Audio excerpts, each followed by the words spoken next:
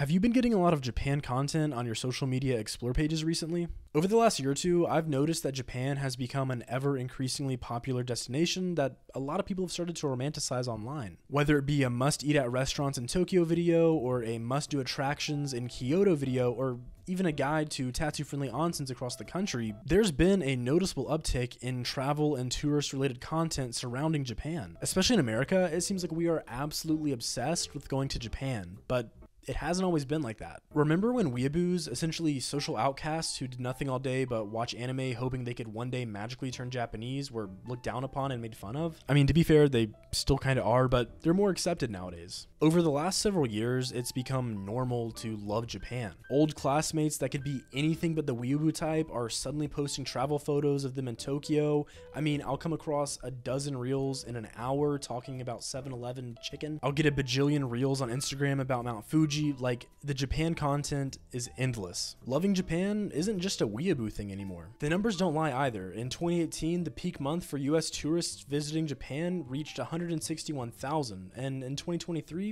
that number grew to 226,000. Interest in Japan has definitely grown. I put Death of the Weeaboo in the title because truly, the weeaboo is a dying breed. Not because people don't like Japan at all anymore, but because essentially loving Japan is the new norm. Watching anime is something to no longer be ashamed of, unless it's that freaky deaky stuff, and I know you know. I mean, the manga section at my local Barnes & Noble is way bigger than a ton of other sections there. America loves Japan. And I want to make it clear, this video is not me hating on Japan at all. It's a cool country. I hate to say this, but I was also once a huge weeb. Like, I watched anime every day, read nothing but manga, only ate instant ramen, like, I was a big weeb, y'all. In 8th grade, I even had the hiragana alphabet chart as my phone wallpaper so that I could study while looking at my phone. Could I have told you a single Japanese word besides konnichiwa? Absolutely not. While my love for Japan continued into my late teen years, I mean, I even graduated with a minor in Japanese studies, my fascination with the country became much more academic and research-based. I mean, I'm currently reading a book on the urban planning history of Tokyo. Last year, I even took a research trip to rural Japan to learn how to build sustainable societies. Like, I'm in deep. To structure this video so that it makes enough sense, I'm gonna break it into 3 parts. The first part is going to be a general historical timeline, looking at the interactions between the US and Japan to show just how connected we've always been. The second part of the video will look at the overarching cultural mindset shift of the US towards Japan. This is where the main portion of the video will be, so definitely stay tuned for that. And in the third part of the video, we're going to look at some of the romanticized content that's been published about Japan online, and I'll kind of break down the illusion, give my thoughts on it. It might get some of y'all heated, so definitely stick around for that. Hey y'all, I hate to interrupt, but if at any point during this video you found something interesting or you took something away, I'd really appreciate a subscription. We're on the road to 1,000. If you subscribe, I'll give you a nice glass of milk, a warm meal, a pat on the head, a toy, whatever you want. Sounded kind of creepy, but I'll give it to you, okay? Back to the video. Okay, so there's genuinely so much that I could cover here, but for the sake of this video's length, I'll try to keep it as concise as possible. But the United States has essentially been friends, if you can call it that, with Japan for over 250 years at this point, which is a long time. If you don't want to sit around and watch a short history lesson and skip ahead, first, I am deeply offended, but second, all you really need to know is that the US and Japan have been friends on and off for like 250 years at this point, and we've had so many interactions that yeah, us Americans, we were bound to get interested in Japan at some point or another. So America's first interaction with Japan came in the form of Matthew Perry. No, not that one, God rest his soul, but Commodore Matthew Perry. In 1853, Commodore Matthew Perry sailed to Tokyo on his little Navy boat and basically was like, yo, Japan, want to trade, want to establish relationships? Japan, being the isolationist country that they were like, we're good, bro. We don't need trade. We're fine. Unsatisfied with this answer, classic American behavior, Perry was like, all right, bro, that's fine. So he went back to America, and a year later, he returned with a whole Navy fleet. Upon his arrival, he made sure to have every cannon on every ship pointed at Tokyo itself, basically holding it hostage. And so basically, Perry showed up and was like, trade with us or your capital city's getting destroyed. If you're Japan here, like, you can't say no, you have to. So Japan said yes, reluctantly. All of a sudden, new technology, new information, new ideas flooded into Japan immediately, and this kind of transformed society overnight. This is known as the Meiji Restoration, and honestly, it's so interesting. There's a lot of good videos, a lot of good books about it, so if you're interested, go seek those out. Alright, so let's fast forward to World War II. A lot of stuff has happened in between, but it's not really necessary for this video, so I'll leave it out. So for now, the Japan-USA interactions have been put on hold, and I hope you know why, but after Japan's defeat in World War II, the US was basically like, yo Japan, you ain't getting off that easy, homie. We got some conditions for you. So we basically wrote Japan's constitution for them. They still have it to this day, and we occupied them for, I think, 10 years, 9 years, something like that. But one of the most important articles in that constitution was actually Article 9, which prevented Japan from having a standing army. While, yeah, they did get around this with a few loopholes, technically their army is only for self-defense, and they can't actually provoke or go out to another country and attack them. Anyway, this kind of gave us permission to put US Army bases over in Japan, which is a whole other issue, but just know that this kind of perpetuated the USA-Japan interactions for a whole lot longer. After a few more key events that are out of the scope for this video, Japan entered into its hyper-industrialized, specialized economy era. Complicated phrase, but just know it means Japanese technology. All of a sudden, US roads were getting flooded with Japanese vehicles that were helping Americans save on gas during the oil crisis. Video game consoles like the Atari and Nintendo Entertainment System came onto the scene, and just about every home appliance and piece of technology was Japanese. Sony, Panasonic, Toshiba, Mitsubishi, you name it. Essentially, Americans were interacting with Japan every single day, and they didn't even really know it. But still, to the common American, Japan was just this weird foreign land of the samurai and robots. My parents remember going to the 1982 World's Fair here in Knoxville, my hometown, and they were so amazed that the Japan Pavilion had brought a robot that could draw fish with no human interaction. I actually still have that drawing. Here it is. Check it out.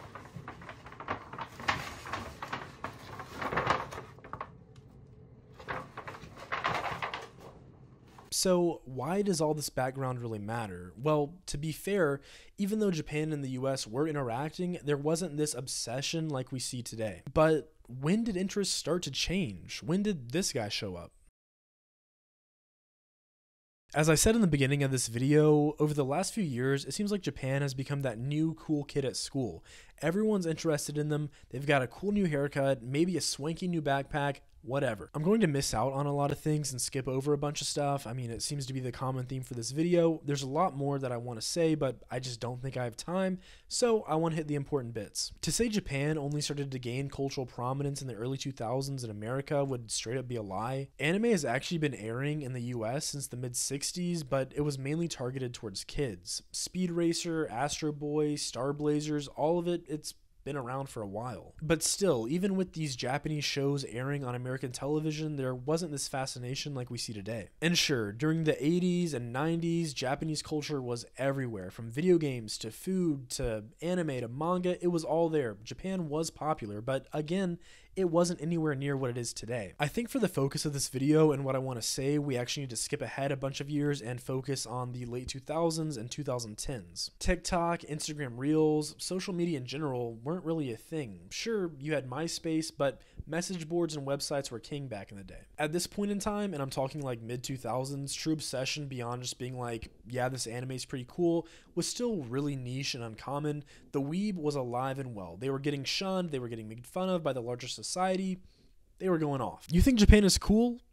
You're a nerd. Honestly, this attitude of hating weebs was held for so long, and it didn't really change until the mid-2010s. Like, trust me, I know, I was a weeb, I experienced it. Telling people I liked Japan and was interested in their culture and history was so cringe, like, you didn't do it. Telling someone you liked anime and read manga was guaranteed to get you branded with a scarlet letter, like, it was just a no-go. Maybe it was just the people at my school, I don't know, but you know, if you liked anime, if you were a weeb in the slightest, like, you were getting shunned. I mean, it didn't make you a total reject by any stretch of the meaning, but it just wasn't like it is today. But attitudes started to change, and here's a few things that caused it. By far, the most important change that could have happened was the introduction of social media platforms like YouTube and Instagram. Now, people could easily access videos and pictures of Japan in real life. Yeah, I know videos and pictures of Japan were on the internet and getting spread around far before these platforms ever existed. I'm not dumb.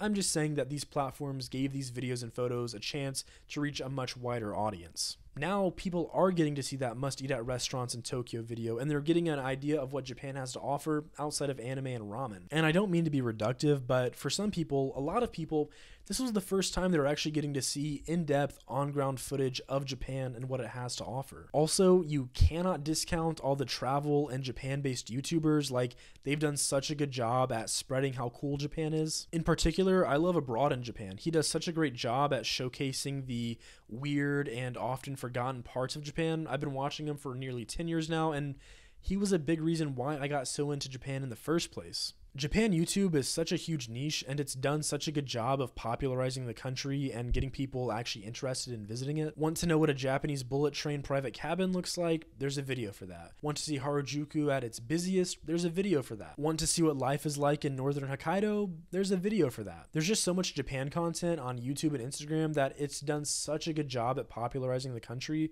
Like, it's so easy for someone to get interested in Japan now because the content is everywhere. It's so accessible. Another important factor that's caused Japan's popularity rise is actually the widespread acceptance of anime and other Japanese media. I mean, like I said earlier, the manga section at my local Barnes & Noble is huge. When I was younger, so like 2010 to 2014, 10 to 14, anime was honestly considered kind of cringe. I mean, I loved it, but the general consensus was that it was just those weird cartoons that only nerds watched. Of course, it was popular and it had a large following, but again, it wasn't like where it's at today. Naruto, Hunter x Hunter, My Hero, One Piece, all of these franchises are huge. Millions and millions and millions of Americans watch them. They are so mainstream right now. I mean, Target even sells anime graphic tees. Like, anime is kind of respected. Once the stigma of watching anime had lifted, loving Japan kind of became fair game. Like, it was open to everyone now. The widespread acceptance of anime in the US really opened up the gateway for a ton of people to push past that initial interest and really wholeheartedly explore Japan. To America, Japan is genuinely such a unique and foreign place, and I don't really like using this word when describing other countries, but exotic as well. The entirely and completely foreign language that doesn't use English letters, Tokyo's hustle and bustle that dwarfs New York, the food, the architecture, honestly, even the natural landscape, it's all just so different from what we have here in the United States. If you've never been to Japan, it honestly seems otherworldly. Compare this to Canada, which is just cold America, or England, which is just medieval America. And I know, I'm sorry, I wasn't trying to offend anyone there, just trying to add emphasis. I know, it's going to be okay. But truly, Japan is so different from everyday life in America. Combined with the fact that America has had such long-term connections with Japan via its goods, yet alone geopolitics, it's no wonder we're obsessed. Japan has always been there. It's always been across the sea, but it's just taken until now for us Americans to get interested. And that's why the Weeaboo is dead. Everyone, and I mean everyone, even my grandmother, is interested in learning more and seeing more about Japan. People cannot get enough. Now that we've gotten the main portion of the video out of the way, I want to take a look at some content that's been published online about going to Japan. A lot of it romanticizes the country, and I just kind of wanted to touch on that. And at the end of the day, this is all in good fun. I'm not trying to hate. I just really want to take a look at this content, show how some of it's being romanticized, and just talk about it. I'm not Japanese and I never will be, so I really don't have a valid argument here. I've just studied Japan academically in depth and have been twice, so take this last portion with a grain of salt. Of course, things in a different country, even basic things, are going to be cool and interesting because they're different. I told you it's gonna get some of y'all heated.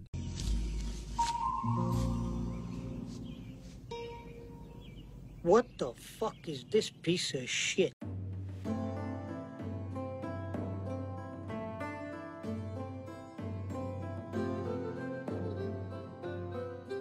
One of the biggest gripes I have with Japan travel content is how everyone romanticizes the Japanese convenience store. Like, yeah, they're cool. They're really cool. You should absolutely go to them, but it's not this, like, holy mecca of Japanese culture. Like, if you've ever been to a Sheetz or Buc-ee's in the US, it's the same thing except with just American food and American products. Trust me, I've had the food there. It's really good, and you should go get it. But at the end of the day, it's still just food sitting under a hot lamp. It's not really revolutionary. Man, I really sound like a hater here. Like, trust me, I love convenience stores, but they're just overhyped, okay? Go to them, but it's not like the holy grail of Japan, okay? Also, just the sheer plastic waste of a lot of things in Japan is unreal. Like, I know they do a better job of recycling than we do in the US, but there's so many single-use plastics over there. Convenience is really cool, but it's not really cool for the environment. Getting something to eat and drink at a convenience store involves so much plastic. First, your food often comes in a plastic container, your cutlery comes in a plastic package, your little moist towel comes in a plastic package, things get put in a plastic bag, you buy a plastic drink from a plastic bottle, and then you buy a plastic cup with ice, you pour the drink from the plastic bottle into the plastic cup. I mean, so much plastic. It is unreal. And of course, they do a better job of recycling, but still so much plastic. You know, we're living in a society. We're supposed to act in a civilized way. This one just kind of bugs me because it takes a holier-than-thou approach to tourism. Like, I have been on so many Japanese trains with Japanese friends and Japanese professors, and guess what? They all talk, okay? Sure, there's quiet moments, but I've talked on the train with them. They've talked amongst themselves on the train. People talk on the trains in Japan. It's not silent. Sure, sometimes it is, and you should respect that, but it's not always silent. I do know there is a general rule of not talking on the trains in Japan, and as a tourist, you should respect that, absolutely.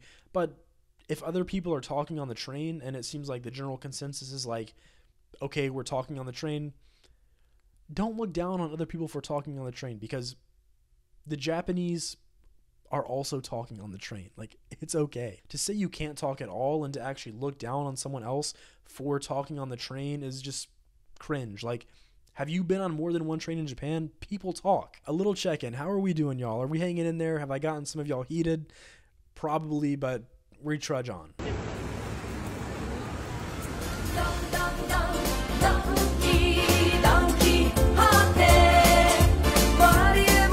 I get a lot of these Don Quixote videos on my feed, and for those of you that don't know, Don Quixote is essentially like a Japanese Walmart. They've got literally everything and more. It's kind of crazy, but at the end of the day, they're still just kind of a Japanese Walmart. And don't get me started on that damn Don Quixote song that plays literally every 5 minutes on loop.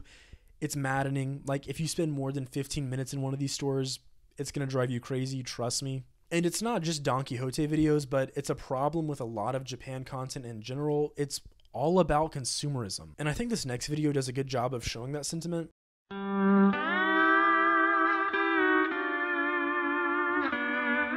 There are just so many little things that you can buy in Japan that just ends up being meaningless plastic.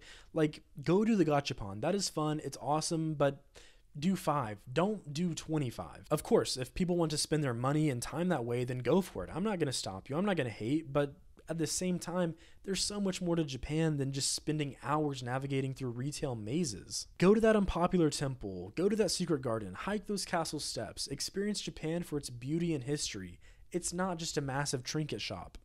So yeah, that's really it for my main argument. I know I diverged way off the path for that last little section, but it's important to analyze and look at the content that's driving engagement towards Japan. It's such an interesting country with such a cool culture and history. Like, it's just so odd that it's taken until now for people to be interested. I know this video was much longer than my usual content, but it's something I'm passionate about, so I'm gonna talk about it. This channel is basically me just rambling about stuff I find interesting, and I found this interesting. It was also a fun time flexing my essay writing muscles again, and like, I've never sat down for this long to film something. Like, it's taken me 2 hours and 45 minutes to film this, which is crazy. But as always, have a good rest of your day, a good rest of your night, a good whenever you're watching this video. My name is Parker, and I'll see you next time.